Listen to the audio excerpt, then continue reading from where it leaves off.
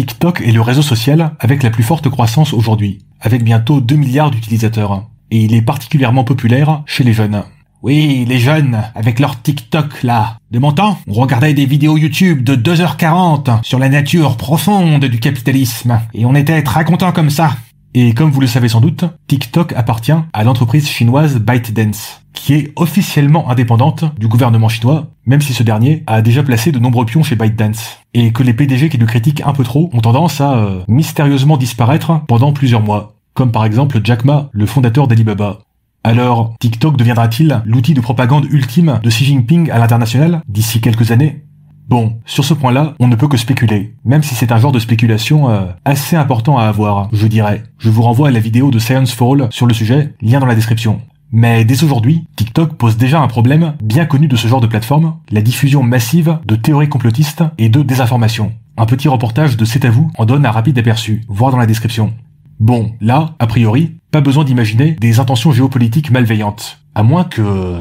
Ici, l'explication la plus plausible est tout simplement l'appât du gain. Comme ce genre de vidéos génère davantage d'engagement que la moyenne, elles sont donc davantage recommandées. Et du coup, si on a le malheur d'en regarder une plus de 10 secondes, ou pire, de la liker ou de la commenter, on va s'en taper des dizaines d'autres dans son fil. Bon alors, rien de nouveau, me direz-vous ? Ce problème existe déjà sur YouTube, par exemple. Sauf que dans le cas de TikTok, le système de recommandation a une place absolument prépondérante. C'est pas juste une sélection de vidéos sur le côté, comme sur YouTube, sur lesquelles vous pouvez cliquer ou non. La liste de vidéos que vous voyez défiler sur TikTok est entièrement déterminée par l'algorithme. Et votre seule liberté, c'est de continuer de regarder la vidéo en cours ou de zapper vers la suivante. Cet algorithme a donc une influence colossale sur ce que des milliards d'utilisateurs vont voir, et en particulier énormément de jeunes. Un algorithme qui est une boîte noire contrôlée par une entreprise privée, donc. Et à un moment donné, on peut se poser la question, combien de temps est-ce qu'on va encore accepter cela ? Qu'un algorithme aussi colossalement influent ait ce privilège de l'opacité. L'argument libéral classique, c'est que si on n'aime pas TikTok, on n'a qu'à aller consommer des vidéos ailleurs, dans le libre marché des plateformes de vidéos.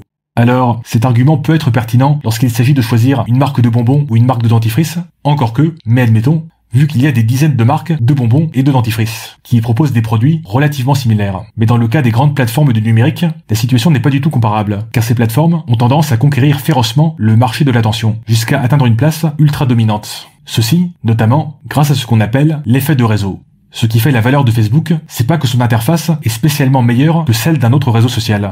C'est que pratiquement tout le monde est sur Facebook, ce qui maintient les utilisateurs sur Facebook. Sans parler de la dimension d'addiction psychologique, qui semble encore davantage présente sur TikTok que sur les autres plateformes. Donc, non, il ne suffit pas d'intimer les gens d'utiliser leur gros libre arbitre bien dur et d'aller voir ailleurs. D'ailleurs, les gens qui utilisent cet argument libéral en voient bien les limites, à en juger par l'énorme somme qu'ils ont lorsqu'ils se font bannir de Twitter, par exemple. Ben quoi, je croyais qu'il suffisait d'aller voir ailleurs, dans le libre marché des réseaux sociaux. Donc, TikTok est aujourd'hui un acteur majeur dans le marché de l'attention, il va le devenir encore plus dans les années à venir, et son fonctionnement est opaque. Tout récemment, il a été révélé que les employés de TikTok avaient accès à une sorte de bouton magique leur permettant de surrecommander une vidéo bien précise, jusqu'à ce qu'elle atteigne le nombre de vues désirées, voir dans la description. Et l'algorithme de TikTok sera optimisé au mieux pour maximiser cyniquement les profits de l'entreprise, en recommandant massivement des vidéos complotistes, par exemple, si c'est ce qui marche le mieux, et au pire, pour servir d'outil de propagande d'un gouvernement autoritaire. Alors, une solution extrême serait d'interdire TikTok, purement et simplement, comme l'a fait le gouvernement indien, par exemple. Mais cela ne résout pas le problème de fond qui se pose également pour les autres plateformes. En revanche, on peut obliger ces plateformes à se soumettre à certaines règles.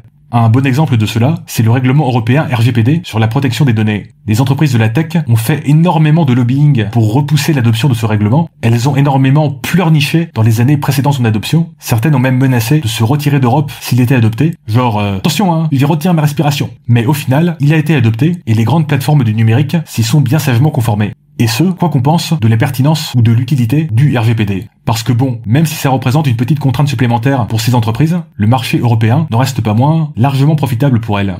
Et on pourrait imaginer un règlement similaire, non pas sur la protection des données, mais sur la transparence des algorithmes de recommandation. Dit autrement, on devrait exiger que ces algorithmes soient auditables par des groupes d'experts intergouvernementaux, par des chercheurs universitaires ou par des commissions citoyennes, par exemple. Alors là, on n'est clairement pas sur des algorithmes qui tiennent sur 3 feuilles A4 et qu'un humain pourrait lire et comprendre. En fait, en 2023, il est quasi certain que ces algorithmes utilisent massivement le machine learning, qui consiste à entraîner des modèles opaques avec des milliards de paramètres. Mais déjà, si on avait accès à l'algorithme de machine learning qui entraîne ce modèle ultra complexe, on y verrait sans doute un peu plus clair. Et si on a accès au modèle entraîné, eh bien, même si c'est une boîte noire, cela permettrait de le tester de manière très rapide et efficace, dans toutes les positions et dans toutes les configurations, pour voir comment il réagit à telle ou telle sollicitation. Ce qui nous donnerait énormément d'informations sur son fonctionnement. Bien davantage que lorsqu'on essaye difficilement de comprendre ce que fait cet algorithme en créant manuellement des comptes et en regardant des centaines d'heures de vidéos. Et s'il y avait cette règle de transparence, cette exigence d'auditabilité, eh bien, cela dissuaderait sans doute en bonne partie ces plateformes d'adopter certains comportements, ou de fermer commodément les yeux sur certains problèmes. Genre, recommander massivement de la désinformation juste pour faire du clic, ou bien glisser de la propagande politique de manière plus ou moins subtile, que ce soit par la mise en avant de certains contenus politiques, ou, plus fourbement, en noyant et en invisibilisant certaines informations politiques importantes. Parce que, s'il était avéré que ces algorithmes avaient ce genre de travers, eh bien, cela pourrait avoir des conséquences pour ces entreprises, allant de la grosse amende à l'interdiction pure et simple, voire même jusqu'à l'emprisonnement de leurs dirigeants, ce qui serait quand même relativement dissuasif. Surtout par rapport à la situation actuelle où c'est la fête du slip. Et même si cela était mis en place uniquement en Europe, par exemple, eh bien, pour éviter les problèmes, les plateformes comme TikTok seraient contraintes d'utiliser un algorithme de recommandation pas trop malveillant spécifiquement pour les utilisateurs européens, ce qui serait déjà ça de gagner. Bref, c'est une proposition assez basique, mais qui me semble étrangement peu discutée dans les médias, alors que ces algorithmes ont un pouvoir d'influence colossal aujourd'hui, et tout particulièrement sur des plateformes comme TikTok, où ils ont un rôle absolument prépondérant. Donc, n'hésitez pas à en parler autour de vous et à montrer cette vidéo à votre tonton conspi sur Facebook. Et si cette problématique des systèmes de recommandation vous interpelle, alors vous serez très probablement intéressé par le prophète tournesol. Lien dans la description. Alors, que pensez-vous de tout ça? N'hésitez pas à le dire en commentaire.